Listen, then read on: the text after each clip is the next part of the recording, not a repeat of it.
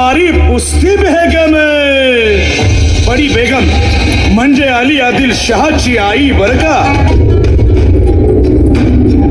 नजरेत तिच्या अंगार दरबार झाला गपगार. कुणी घेईना पुढाकार साऱ्यांनीच मानली हार. इतक्यात अचानक एक सरदार उठला, बोलला, हम लाएंगे शिवाजी को. आणि त्यानं विडा उचलला. नवतेचं अफजल खाने, या नवतेचं अफजल खाने जिता जागता जणू सहिताने. कान बोलला छाती ठोकून, शिवबाला टाकतो चिरडून.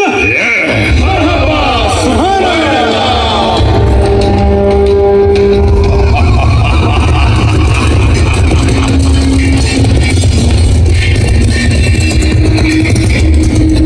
आता शिवबाचं काही खरं नाही. इकडं निजाम, तिकडं मोगल, पलीकडं इंग्रज. जो तो हेच बोलू लागला. महाराज, आपला जीव मोलाचा आहे. खानाचं सैन्य अफाट आहे. त्याच्यासमोर आपला टिकाव लागणं अवघड आहे. काही दिवसांसाठी आपण कुठेतरी अज्ञातस्थळी निघून जा. काय म्हणालात रायबा?